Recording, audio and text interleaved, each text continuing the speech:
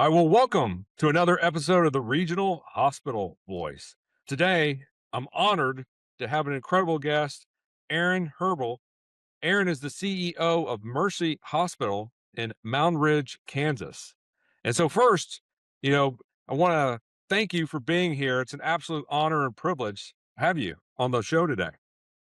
Mark, thanks for having me. It is a privilege to join you today and to share a little bit about our story here in Moundridge, Kansas, and what makes Mercy Hospital special, and why rural hospitals are so important to the backbone of healthcare in our country. Well, excellent. And that's a perfect segue. And I can't wait to dive into that story. Aaron, before we get into anything else, kind of first just tell us how you even got into healthcare and tell us a little about, the hospital and the community you serve. So, Moundridge is a rural community of about 2,000 people, and we have been very privileged over the last 30 years to have a strong group of physicians that have helped keep healthcare here. A lot of larger communities struggle to keep even one or two doctors in town. We've got currently 8 physicians on our active medical staff here at our hospital. So that's been a privilege to work with them. And I really came at healthcare from a non-traditional path. So I was actually working in food service, managing a small family-owned food production facility when the board of the hospital here approached me and asked me if I would consider coming to Mercy Hospital and being the CEO here. And so that was a big switch to go from non-healthcare to coming into a hospital. But I have enjoyed every minute. um as I look at the tasks that I do on a day-to-day basis, and I go back to my 14, 15-year-old self, just heading into high school, and I was looking at the things I was interested in. If you would have asked me what, the 3 or 4 things I was most interested in doing, my current job includes all of those things. So, it's really, been a blessing to be able to have the job I do. I enjoy the privilege of sharing about the importance of healthcare, and exciting people about taking care of others, because really service is what it's about. Wow, appreciate that. Yeah, that's excellent. Incredible. I believe you have the hardest job in American healthcare. Most people don't even realize it. Unlike a metropolitan hospital, you're asked to do twice as much with half the resources. And also, when you go to the grocery store, everyone knows who you are. So, what's one of the biggest things that you probably had to overcome as you made that transition in leading a rural hospital? It really is, Mark, and you touched on a little bit of that. We have a joke amongst healthcare CEOs here in Kansas. When I go to the Kansas Hospital Association meetings, HFMA, whatever, it's like, yeah, we're all wearing 6, 8 hats. Um, we're the grant writer, the community advocate, um, finance person, human resources, all of these tasks that are asked of the administrator, as well as being, the primary face of the hospital and the community. Like you said, just today, I was at a local bookstore here in town and doing a little business myself, and there were 2 people. That's like, "Oh, you work at the hospital, don't you?" And so, you've constantly got that public facing aspect of your job. People connect, the hospital positively and negatively to you as you interact with them in the community. So, and then, the challenges of working within an industry that touches people so closely. Healthcare impacts them very personally, and then you've got the financial aspect of that too. So healthcare is expensive, insurance is expensive. If they disagree with how their bill was done, I'm probably going to hear from them.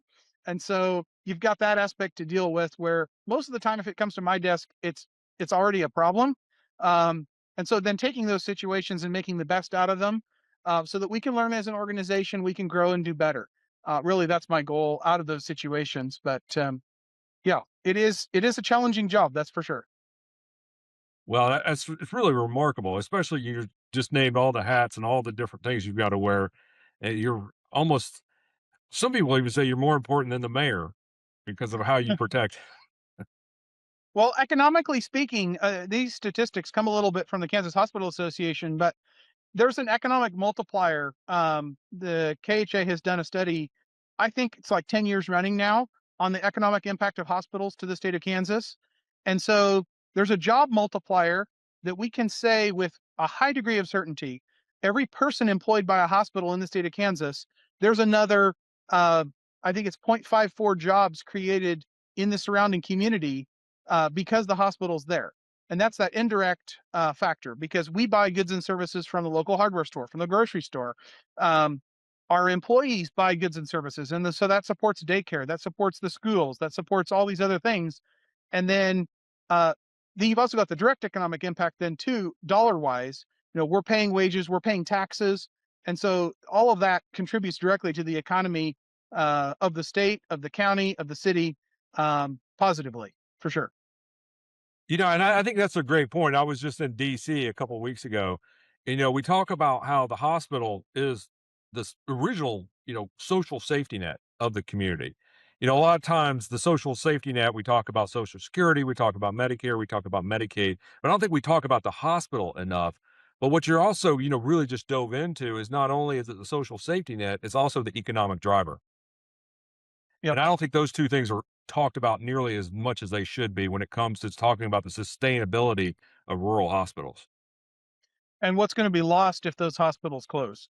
Because it's going to be a lot more than just lost jobs and lost tax revenue. A lost sense of independence, a lost sense of sustainability, of um, being able to meet the needs of the community locally. So yeah, there's a lot that's lost if a hospital ever closes. It's really a sad situation. Well, and I think that's the biggest thing we want to talk about, and really why this podcast exists. It's not only trying to keep our regional rural hospitals open, but it's also trying to protect them from merging with another larger health system and how to keep their independence. So, and one of the principal reasons is, of course, you mentioned the financial strain and what's occurring. And every leader I talk to, especially during our hospital study, they talked about the reimbursement challenges and especially dealing with Medicare Advantage, dealing with managed Medicaid, but also just kind of dealing with the entire landscape where you're not getting the same reimbursement rates of what a larger health system is, even though you're performing the same service. And when I talk to lawmakers, they're completely flabbergasted when I tell them that, as it's really based upon, no wonder they're closing or merging with a larger health system. And it's not because of lack of patients, it's just because you don't have the right payer mix for those patients is often what's overleft. So kind of tell me a little about, some of the reimbursement challenges that you've had and how you've overcome them. So we touched a little bit on the impact of those reimbursement rates, like you were just saying, and that is, our leverage as a small independent hospital is next to none. I mean, think of a teeter totter on the school playground, and you put an elephant on one side, and you put a 5-year-old kid on the other side, and I'm sorry, you just can't move that. There's no leverage there. That's a little bit, and maybe even more so. We sometimes joked about being the minnow in a sea of whales. When you look at the regional healthcare systems, the large HCAs, and some of these for-profit corporations that are operating hospitals in multiple states, um, you know, they're providing a different kind of care in different settings than the small hospital is, and so they bring economies of scale that allow them to make you know, a profit, if you will, on pennies on the dollar reimbursement because they're spreading it out over, a massive infrastructure. Whereas the small hospital, because of all the regulations, and just touching on that briefly, so healthcare is actually more highly regulated than nuclear energy. Mm. It's the highest regulated. There's more pages of regulations in the United States Code of Federal Register than there is in about any other industry, and so that is challenging when you're working with all of those regulations. There's people we have to employ, full-time employees. They're not providing direct patient care. They're not doing anything that benefits something the patient actually sees when they walk in our door. But nonetheless, we have to have them there to provide the care in a manner that's safe, in a manner that's within compliance with all the regulations. And so um, that is one of the challenges that we have. We can't spread that over, 10,000 patient instances of care. We've got 1,000 to work with. So, Well, and I think that's another great point. Too often I hear individuals like, look at all the admin that these hospitals, and yep, so often it's like they think that you wanted to hire them. And, when right. you break down the regulation that you talk to, But then you also break down the rev cycle and Yeah. which is the financial obstacle course created by these insurers that, I've talked to so many hospitals that said, we may have the same census we had 10 years ago, but we got to hire 4 more people just to deal with the prior authorizations that we didn't have to deal with in the back. Right. So, what are some of the steps? Because I know you took a big step for your hospital in converting it to the rural emergency hospital designation. Could you dive into a little about, what led you to that and what was your thought process there? Yeah, good question, Mark. And it really was a process that we approached over a period of time. So certainly not a decision that we came to in 2 days. I met with my board chair and we decided, hey, this is what we're going to do. It really started going back to I would say early 2022. So kind of COVID was starting to go away. The government money that was sent out during that time, the provider relief funds, those dollars were out the door and spent. And yet the inflationary pressures that we saw, so coming out of COVID, drug costs went up 38%. Nursing wages went up 35%. Purchase services went up 18%. Across the board, in all expense categories, my expenses went up 39% um, from 2019 to 2023 over that 4-year span, and my net revenue only increased 12.5% over that time span. And Wow. that was with a lot of effort that we put into that. And so we were seeing declining case mix index, which is basically a calculation that reflects the medical complexity of the patients that you're treating. That was primarily something we were seeing on the inpatient side.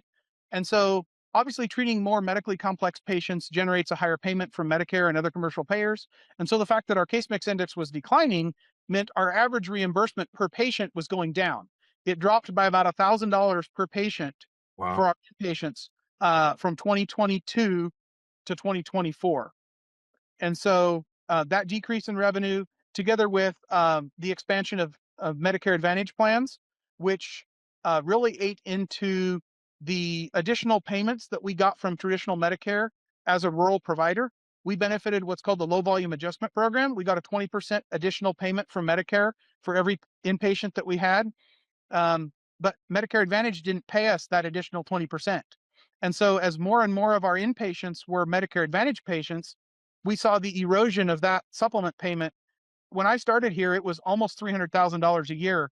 The last year we did inpatient care before we converted to rural emergency, it was only 119,000. Wow. So that's a drop of basically $200,000 annually.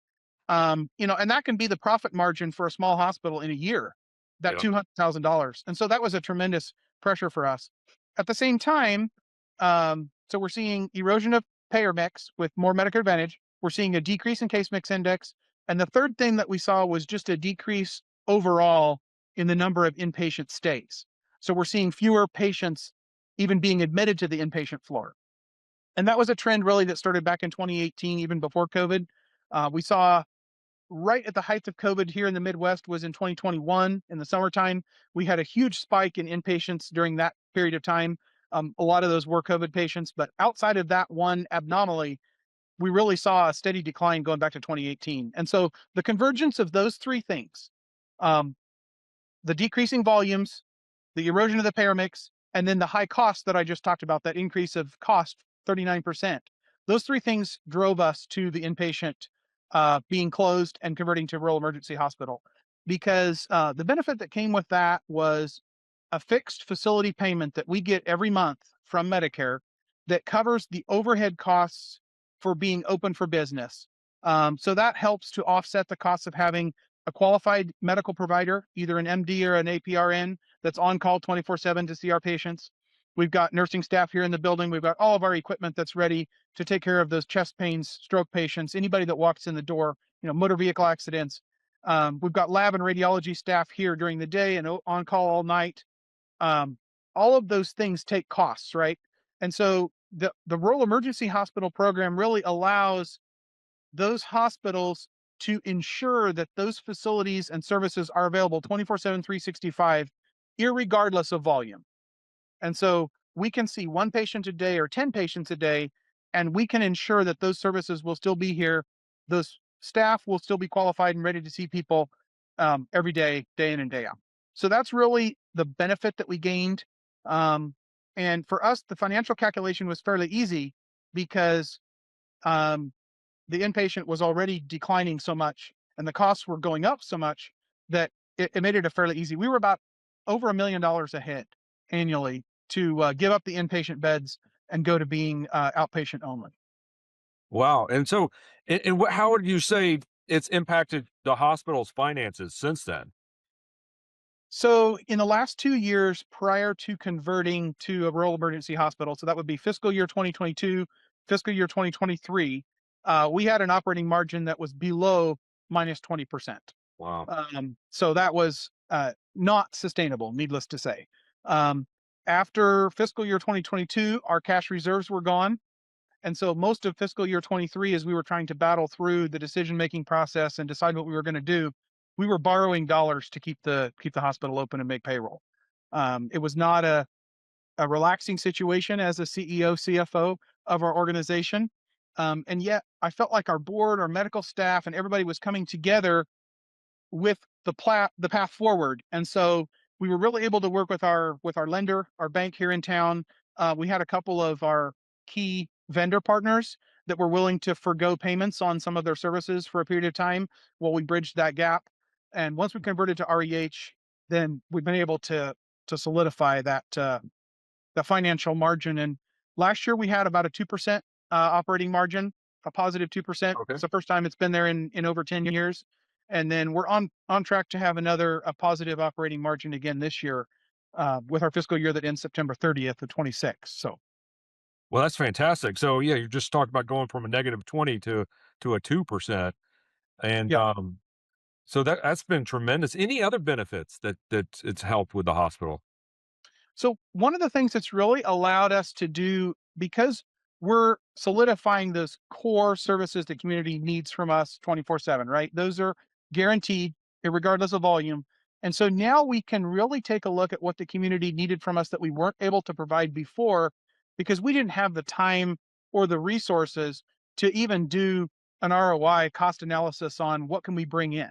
Are there services that we need? Because there wasn't capital dollars there to address, you know, deferred maintenance, life safety upgrades that we needed, let alone buy new equipment for a service that we wanted to start.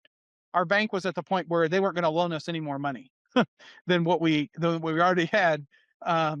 My credit score was not very good at the bottom of that, and so now that we've been able to stabilize the finances, we've paid our debt back down. Um, we're at a place now where we can have conversations about, okay, we can borrow money to buy new equipment and start a new service line, and that's allowed us to open a walk-in clinic, which was actually the number one requested service from our community. We did that just after converting to a rural emergency hospital. So in February of 2024, we opened that. And from year one to year two, we grew our volumes by over 3 times. Wow. So that was a positive and definitely something our community has asked for a couple of years. It's actually part of our community health needs assessment in 2022 as a service that the community wanted from us. And so being able to bring that to the community, expanding infusion services and other outpatient care. Um, our therapy program has grown by about 25% since we converted. So those are all things, outpatient services that we've been able to focus on and grow since we converted. Well, that's fantastic. I mean, that's a remarkable case study of everything you just talked about. And And one thing I didn't touch on was provider recruitment and staffing stability. So since we converted to REH, we've been able to bring 2 new physicians into our community. So of those 8 doctors I mentioned earlier, 2 of those are young physicians that have just been out of residency, less than 2 years now, and one of them is actually employed by the hospital specifically to provide some ER care in our community. The other one primarily works in the clinic setting, but both of them are on the active medical staff here. And then we've seen our turnover rate for nurses and other staff drop over 10 percentage points. So that's been a huge positive as well. well, and I was going to ask you because when I speak to other hospital leaders, I mean, the first thing is, of course, the reimbursement challenges that you hit upon, and the next one is, of course, the recruitment process. I mean, there's a shortage not just happening in Kansas; it's happening across Right. the entire country. I mean, it's the stats change almost on a daily basis because so many are, of course, getting out of medicine earlier. They're quitting. A lot of it's because of insurance interference. But, it's estimated that we're going to need over 100,000 physicians, maybe 300,000 nurses, and just in the next few years. So, kind of dive into a little about your recruitment strategies because so many, it's a shortage everywhere, but it's even a bigger shortage in rural, regional areas. So, how have you been able to overcome that? So, and I can't take all the credit for this, Mark, but I feel like we have a positive employee culture here. We really see our employees as family, and so when you can pay attractive wages, which is one thing that the rural emergency hospital has enabled us to do, so it shored up our financials so that we could pay the current going rate for staff. We did things like we doubled our night shift differential. Traditionally, night shift nurses are difficult to hire for, but we recognize, the sacrifice that it is to work the opposite hours of what the rest of us work. You're sleeping when everybody else is awake, and you're awake when everybody else is sleeping. But somebody's got to be here, overnight to take care of that chest pain patient that comes in at 2 in the morning. And so my hats off to the night shift staff. But we've been able to, I feel like, fairly compensate them for the work they're doing, and across all of our departments, give them raises that were past due, that we haven't been able to do because of our financial challenges earlier. And so now that we're in that competitive place, um, really giving my HR manager and our department heads the liberty to create an environment that is positive. We've really emphasized, like this last year for Hospital Week, we brought in an ice cream truck and a coffee truck, and we gave our employees each a coupon. They could get a free item from both of those food trucks. We had them here in the parking lot, and so we brought the community in to put it on Facebook, and everybody could come out. We had just a block party in the hospital parking lot that one day. And I think those kind of things can be positive and generate enthusiasm among the community for the hospital, not just a place where you go when you're sick, but a place where, we can be a foundational partner for the good of the community as a whole. Yep. Well, that's powerful. And I know you're a little humble, but culture kind of starts from the top. And as you just said, if you start treating employees like family, I mean, that's a good way to start the culture. So that's fantastic what you're doing there. It's served us well. Well, that's excellent. And let's talk a little about, if you could change one thing, whether that be a rule or a payment model, what would really help other regional hospitals like yours, continue to serve and expand services as you're doing now? So one thing, and I'm gonna borrow a line from some of my other presentations that I've done about rural emergency hospitals across the country. And I've actually been privileged to go to DC and meet with some legislators there as well about this issue. But rural emergency hospital has been a payment model under Medicare now since 2023. January 1 of 2023 was when you could start operating that way under CMS, as long as your state allowed, licensure of rural emergency hospitals. So that's 3.5 years ago. And we have yet to see any meaningful legislative change Mm. about the model. And there's been a number of unintended consequences, if you will, of creating a new payment model. There's things within the legislative packages, the many, many pages of federal law that people didn't think of updating and making sure that rural emergency hospitals could be included in this payment program, or could benefit from this technical assistance. And so, um, our Senator Jerry Moran from Kansas here has been working on a piece of legislation that I understand is supposed to be introduced very soon here, that is kind of been affectionately dubbed REH 2.0.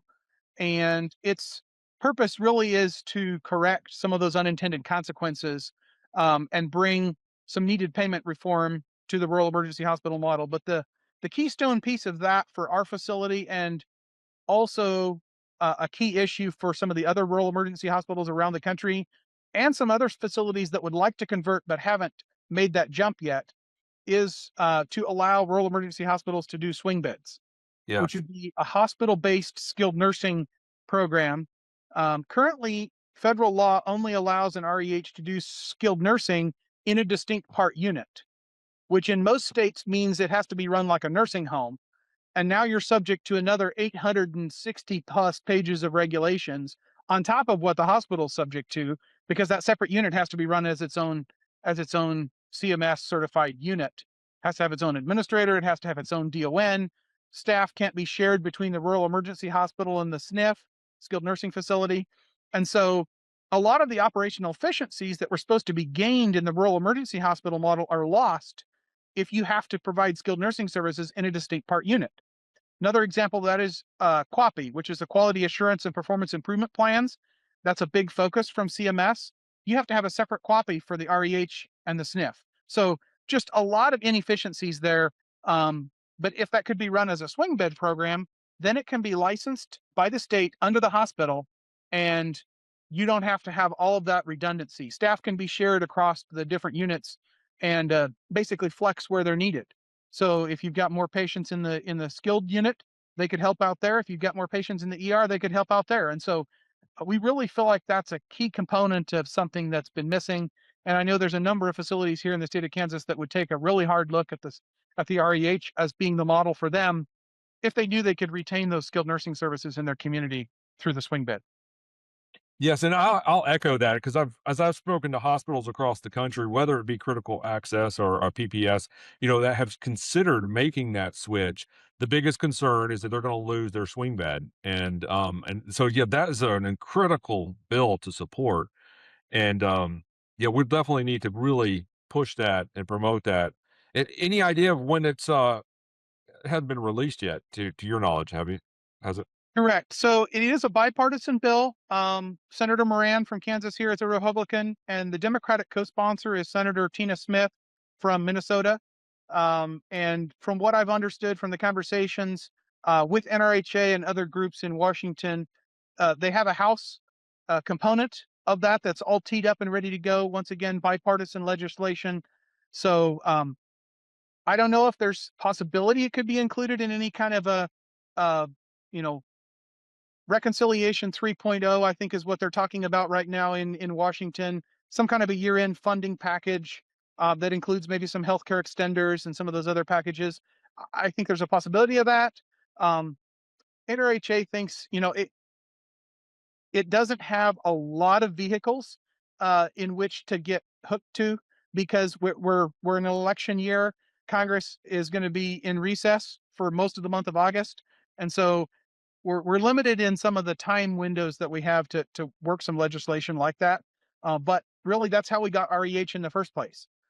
It was attached to the Consolidated Appropriations Act of 2021, and so I think while it may not be a strong possibility, it remains a possibility that that's how we could get the legislative fix. Also, is in some kind of an omnibus year-end funding package. So that would be probably the best vehicle at this point to move it during this current Congress. Yes, I agree. But, you talked about being at a bookstore helping the community today. We just dove into what you're doing for your employees and keeping the culture running as smoothly as in the recruiting process as well. And then, not to mention, it sounds like you're also a full time lobbyist. Well, I don't know if I would say full time, but I do I do enjoy, as a rural emergency hospital CEO, the privilege of being at the forefront, being a pioneer in rolling out a new model of care. We really haven't seen a new model like this since the critical access was created in the late 90s.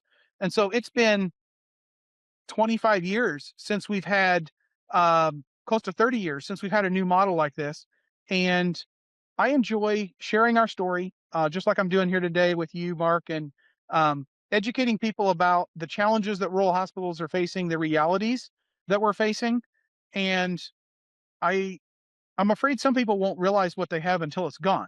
Yes. But if we can preserve as much of that care as possible, those essential core services, emergency department, primary care, making sure that people can see a doctor or a mid-level provider when they have something wrong with them, that they've got a pharmacy in their town. I think those are key pieces of rural America that we don't want to lose. Yeah, and protect. Yes, not only lose, protect, and advance. And so often, I think when I talk to law, and of course, I'm talk to city folk, as we sometimes call 'em, is we got to remember 90% of our food comes from our rural communities, not to mention 80% of our energy. And it's not just also, we got to protect that infrastructure is so viable and it starts with the hospital. And I think a lot of people lose sight of that, but not to mention it's still 20% of the population. And so Right. often, we keep hearing about communities losing services. So it's so great to hear how, you've been able to start to expand it. And, where do these patients is also, when these hospitals close, it's also leading to a national bed shortage as well. Yeah, ED boarding, that's a huge issue for us. A state like Kansas is kind of unique because we're rural mostly. Big swaths of the state are actually what they define as frontier based on the population. So that's, less population density than those rural areas even. And so we basically only have the Kansas City metro area and the Wichita metro area.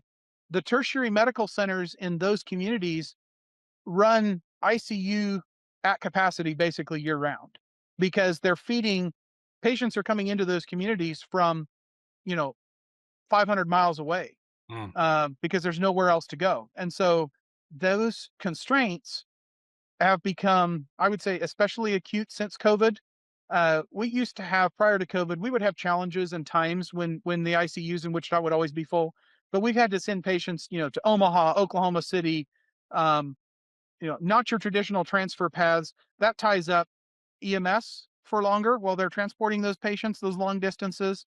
And it's not ideal, obviously, for patient care. Now you've got family, if they want to be involved in that patient's care journey, they've got to drive those long distances. Um, and then you get issues with sometimes insurance doesn't cross state lines. I mean, there's all kinds of practical challenges that come when you're moving patients those kind of distances. And yet, what do you do? I mean, I've talked to some of the hospital CEOs in Wichita, and one of them was like, "Yeah, I've got 45 people boarding in my ED right now. I've got two open beds in my ICU. Which of those people gets that bed upstairs?" And so, what do? Have a conversation with the ICU nurses and say, "Hey, would you all take 50% more patients?" But that's not safe for the people you've already got, and there's not enough nurses to just, open more beds. That's sometimes the challenge. People fault hospital leaders for, well, why don't you just open more beds? But in order to provide care in a safe manner, you have to have the nurses, the trained staff, respiratory therapists, lab to support those services. And so it's not just as simple as, well, stop making so many profits and do what's right for the community. I have that confidence that most rural hospital leaders are doing what's best for their community within the limited resources that they have access to.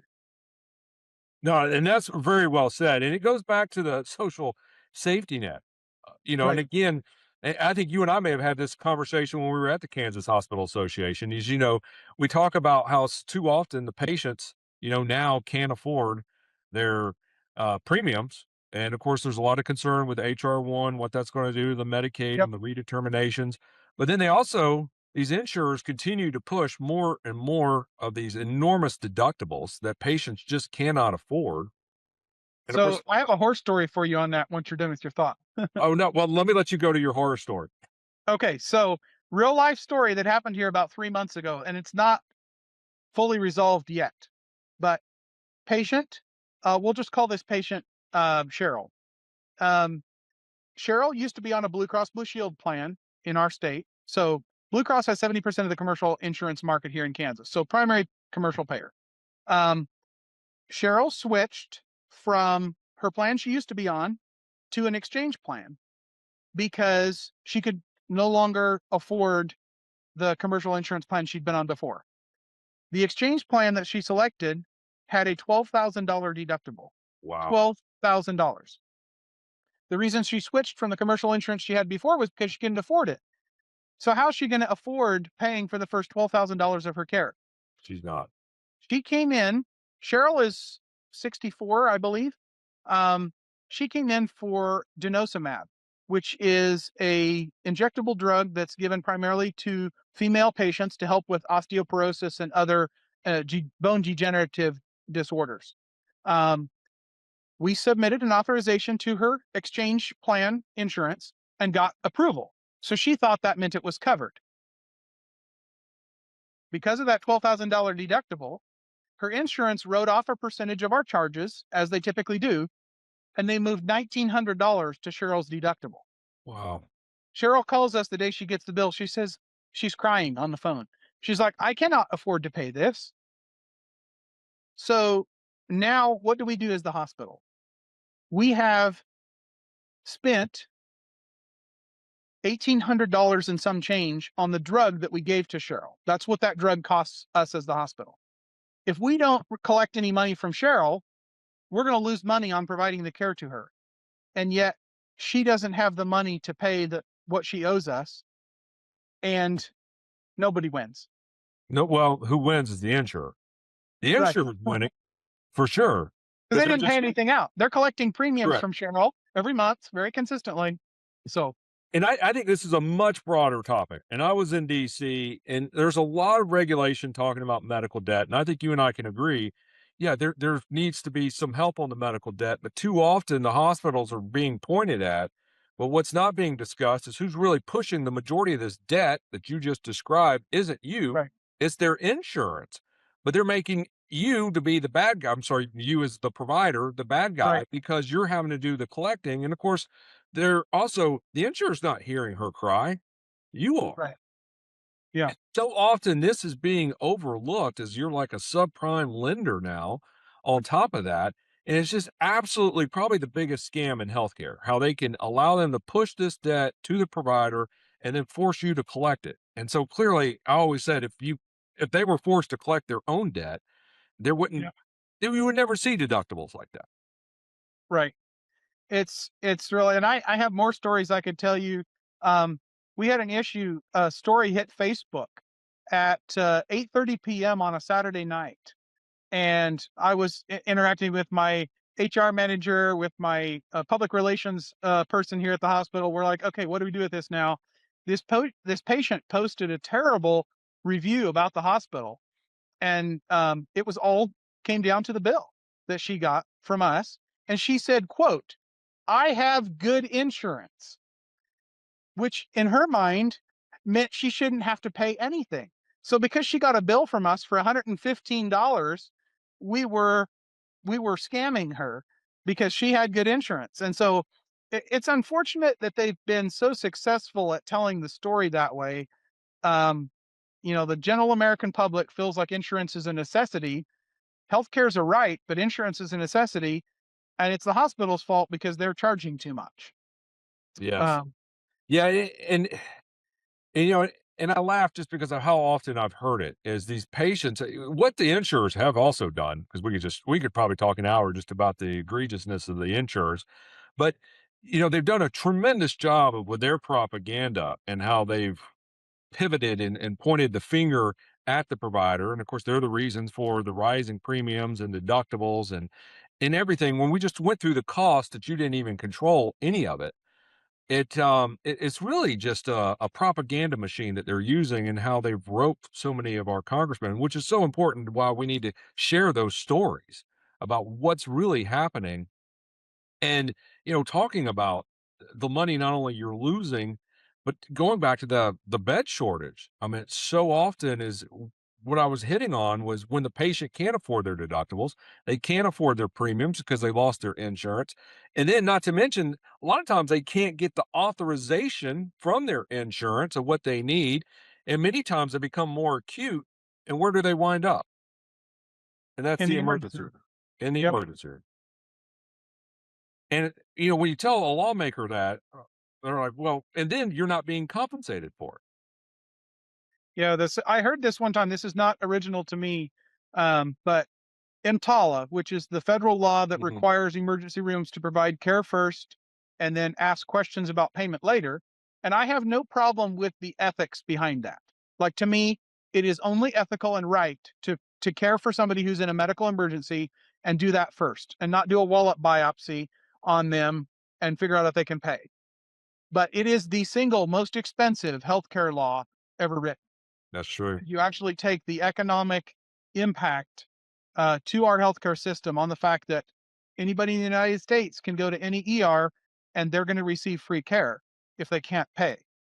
Um, it is a challenge, and I think one of the messages that I like people to understand is there are no free lunches. Someone is paying for your care. If you aren't, someone else is, because that care costs. The doctor that treated you or the nurse practitioner that treated you, they went to school and learned a lot so that they can know how to diagnose your symptoms and give you treatment that helps resolve your problem. The nurses that cared for you and understand, all those people, and then capital equipment and all that aside, there's just a lot that goes into having a facility that's ready to treat you when you walk in at 2 a.m. with a heart attack.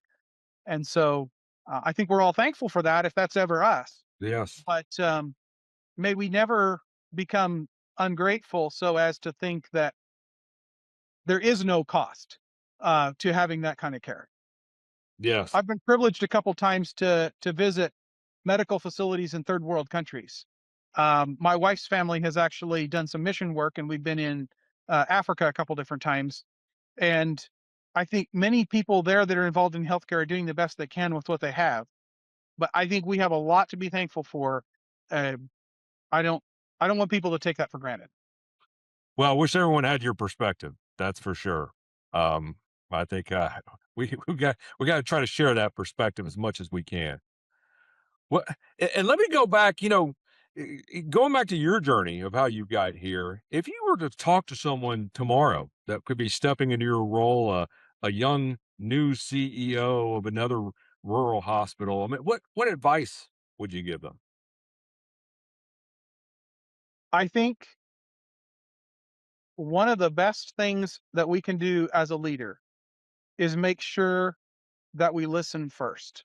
Mm, It's really easy, and I had that challenge coming from a non-healthcare background straight into the CEO role. I'm supposed to be the guy that has all the answers, right? And it took me a good 6 months to a year before I even felt like I was qualified to speak in a meeting. Probably 2 years until I felt like I actually knew what I was doing.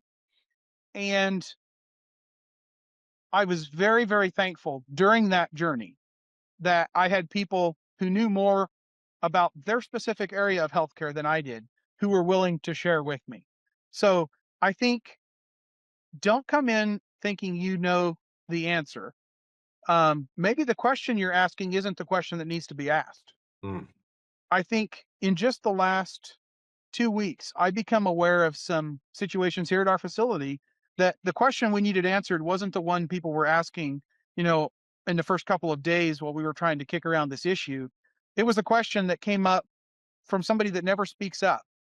But I um, pulled this person aside from the time clock room one day as they were clocking out from work, and I just said, um, "Would you be willing to provide your perspective on this situation?" And they gave me a thought, and that thought blossomed into the solution that we have. And so I think we all need to recognize that every story has more than two sides. Um, what let's get this perspective as completely as possible. And once we understand what's at play here, I think we can work together. And the other thing is the best solutions are found by pulling together as a team, mm. and not the CEO with all the answers coming in. I'm going to save the day. So just a couple pieces of advice. That's that's some incredible advice. Listen first, make sure you ask the right questions, and then the real solutions come as pulling together as a team. That's pretty powerful, Aaron. That's excellent. Well, for our community members, listening, who wants to support our rural hospitals, what should they know or do? I think one of the things that it's important for the public to recognize is, once again, depending on what their source is, but they're probably only getting part of the story. So the story that the mass media is telling, the story that they're hearing on social media uh, about their local hospital probably isn't the complete picture. Mm, So I always encourage people, let's sit down and have a conversation. One of our active committees here at the hospital is what we call our patient family engagement committee. And a lot of facilities have those, but it's volunteers from our community who come in once every other month. We provide lunch here at the hospital, and then we share with them about what's going on. We review policies and procedures. We review workflows. They look at how our patient rooms are laid out. They help us with forms, navigating, form revisions. Does this make sense to you as a patient? If you were a patient coming in filling this out, and the perspective that those community members coming in can bring to us when you know, if I'm the one that wrote the form and I don't do all of that, but I probably am somewhat blind to a challenge that might be present in that workflow. Somebody new coming in, they see it right away. It's like, well, this doesn't work. You're asking for this information right here, and it doesn't make sense in this context. So those kind of things are very helpful. I think for the community, um, go straight to your local hospital leaders. Ask them. Don't assume you know what challenges your local hospital is facing. That would be my encouragement. Well, yeah, that's very Be powerful. curious. Yeah, I love that. And and again, yeah, sometimes you're too close to the forest to see the trees, or too close to the trees to see the forest. That's what I meant. Yeah. Uh, and kind of the last question, because we talked a lot about the how we need to lobby for our rural hospitals. But what should policy makers know, and what can we do to really get them more involved, in your opinion? So, from my conversations with other hospital leaders and my own experience at our facility, I think we're on the cusp, and I don't want to be a doom and gloom type of person, but we're on the cusp of uh, some really hard decisions being made in some of these rural communities. These hospitals are operating in physical environments. So I'm talking the plant now, the hospital building itself and the equipment that operates in that space. They have 20, 30, sometimes 40 years of deferred maintenance. They're holding stuff together with baling wire and duct tape. They're doing the best they can. Um, these systems are incredibly expensive to upgrade and improve. Um, some of these hospitals are not that far from closing, and the current payment system is not working for them. I think my vision for healthcare as a whole and in the future is we need to move away from a model that is 100% dependent on payment for volume or payment for service. I think there needs to be a component of healthcare payment that is based on the fixed costs that are present all the time for a facility to be open for business. If you think of it that way, as like core essential healthcare services that every community needs, if there's a hospital providing those services, they need to be getting a consistent cash flow in the door every month of the year that's helping ensure that those services are there for the people who need them. And obviously, high cost, complex elective services. A component of that may remain. Okay, I need this service. I'm going to pay you for that service, whether that's directly from my pocket or if it's through my insurance. But I think there needs to be a component of our healthcare system that is fixed so that these rural facilities can actually invest in the upgrades they need to ensure that they are there in 10, 15, 20, 30 years for their community. Um, there's a lot of facilities that are doing well, though. I don't want to make it sound like every rural facility is a train wreck, because there's a lot of facilities that are doing well what they're doing. And every person I've talked to, every nurse, every doctor, I feel like, and this is the heart of healthcare. The people that are providing healthcare to the citizens of the United States do it because they care about people. They love their fellow man and woman. They want to do what's best for the good of all, and they truly care. And that's what I feel as I interact with the clinicians in our hospital, as I interact with people in other hospitals. Um, and that's what would give me hope as I think about the future of our healthcare system. Is I think that core remains. Yes, healthcare is beleaguered on every side. We've got payer issues, we've got aging infrastructure, we've got excessive and oppressive regulations, and yet at the end of the day, we've got caring people who are caring for people, and I think that's what matters. Well, I couldn't have said anything better. That was fantastic, Aaron. So powerful what you just said. So I really appreciate you sharing that. and coming on this episode. It was so much fun to talk to you. Thanks, Mark. It's been a pleasure. All right. Thank you, sir.